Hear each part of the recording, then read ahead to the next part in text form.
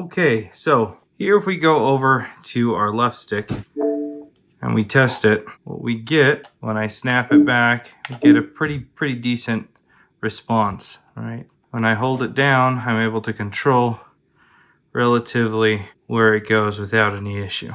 That's tracking normal. If I go back to the right one, what you'll see is when we snap back, it seems good, but when we go to hold it down, it automatically starts to go kind of crazy.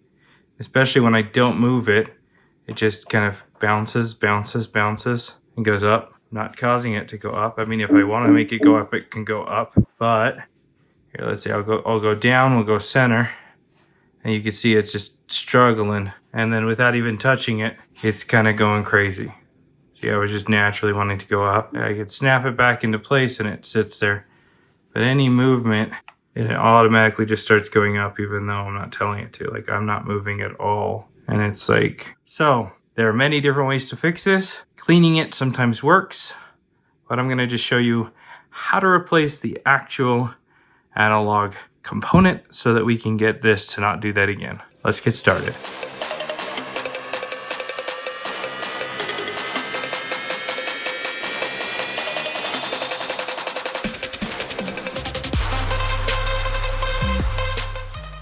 All right, so here we've got that controller. What I'm gonna do is we'll slide this guy off, take out the battery pack, take a spudger, and we'll gently pry up. And after popping a few clips, you can see it holds on in a bunch of different spots. These will come off. We'll do the same on the other side. Just kind of pushing the spudger up in there, getting all of the little clips to pop, and it'll come right off. I'm gonna be using a T9 bit for this. We'll take out the screws. There's 2 on each side, just like that. Now we've got one more screw under the sticker. I'm gonna use some isopropyl alcohol, see if we can save the sticker. You can just poke right through the center if you want to. And that way we can gently grab the sticker, add a couple drops of isopropyl alcohol, and then carefully peel it away. You don't need to take it all the way off, you just need to access the screw. So that's good right there. Then we'll remove that screw, just like that. And then the front will come off. And then we'll take off the back. And now we have access to the boards. The one we're working on is the one that's these solder joints right here. I'm going to pop that off. And here you can see we've got it exposed. And I gently disconnect these 2 coax cables here. Just grab it gently on the gold part and it'll pop off. We don't want these to fold under and get pinched. I'm just going to gently bend the wires back like that. Now this board has a bunch of things that are soldered directly to it. Right here, this little motor. You can desolder those if you'd like, or you can just leave them attached. We're going to drop down to a T6 for the 2 screws in the corner of the board here. So we'll just take those ones out and set them aside, and then firmly lift up and attach this top board. To make life a little easier, I'm going to slide this motor out, and I'm just going to let it dangle off here. We just want to be gentle not to tear it. And we'll do the same. We'll push this one out here. And then we have nothing in the way to slide this out and flip it over. Just like that. Now, if you really want to be free, you can desolder these as long as you realize that you got to put the gray, the black, the red, and the black back there. And then you'll have a free board to work with. Or you can do what I like to do and just work with it as is. Less solder work. I mean, it's not a whole lot of solder work, but we want access to this side so we can pop that away. Let's go under the microscope and show you how to do this. Now, at this point, there is a ton of videos out there showing how you can clean this unit, and that works sometimes. Whenever I have an issue, if I'm going to go this far, I might as well just replace it. So that's what we're going to do. All right, so here's all of the solder joints that we're going to be working on. The process is pretty straightforward. I'm going to take some flux here, and I'm just going to put some on each one of these joints, just like that. Take a soldering iron, and we've got some wick. This is a braided mesh that'll help absorb the solder. You can see when I touch the iron to it, the solder becomes nice and shiny. And if we touch the wick there at the same time, what'll happen is it'll absorb into the wick. And there you can see that the solder is no longer through that hole. So I'm just going to go and do that on each one of these. Something that does help is adding some additional solder. This is a lower melting solder. And if I go around and I apply some, it's going to help me wick those holes out a lot better than if I was just trying to remove only the factory solder. And we'll just go around and wick out each one of the holes. Whenever the wick gets too full of solder, we'll just clip it and get a new piece going. Now, even when you go around in this method, there will still inevitably be some solder that's holding on in some of these holes. So, alright, now that I've gone through and added some low melt to all of those, after removing as much of the factory solder as I can, I'm going to go ahead and add some flux, just like that. I'm going to take my hot air, turn the airflow way down. See if I can get a good angle for the camera here. And we'll just warm up the board nice and slowly. And that low melt will melt long before anything else on this board does. And then I'll just be able to gently and easily pull it through. Just like that.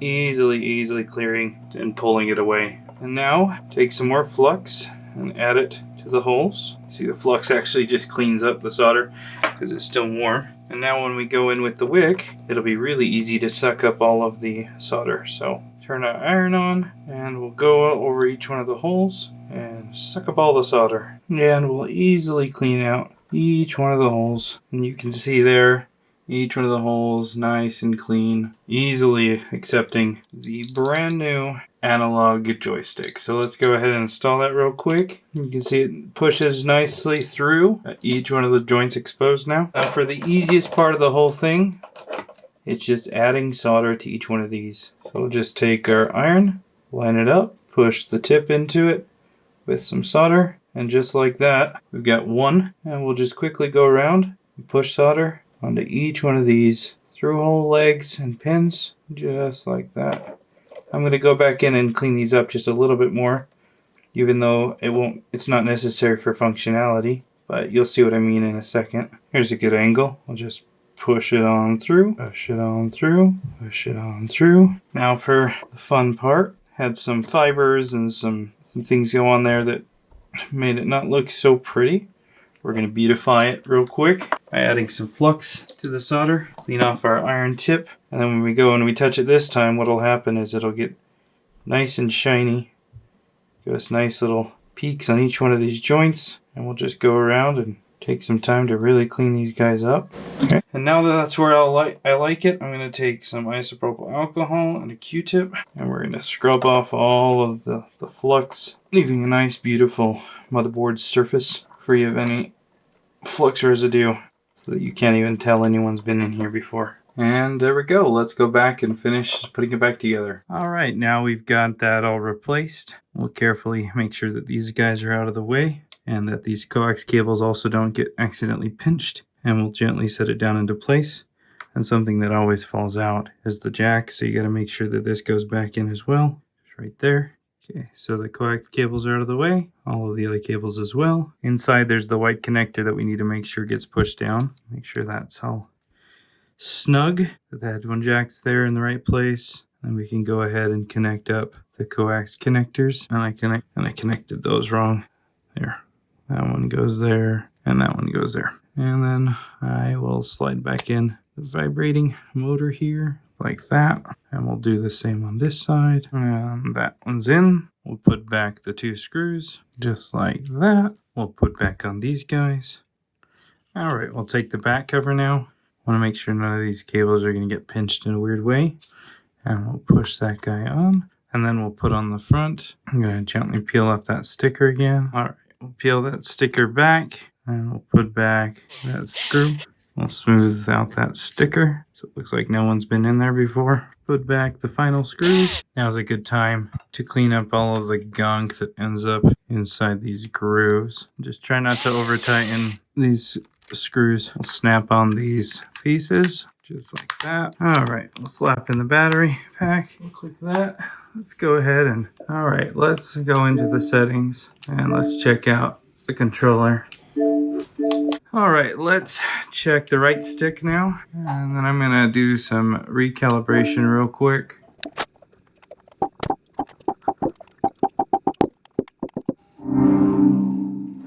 Alright, so now we are dead center, and when we click it down, like this, it moves exactly where I'm telling it to, and it doesn't do any type of movement when I'm just holding it. Only when I tell it to go up, will it go up, down, down. So it's doing exactly what it should now. And that's how you fix the stick drift if it's the actual analog controller that needs to be replaced. And it works every time.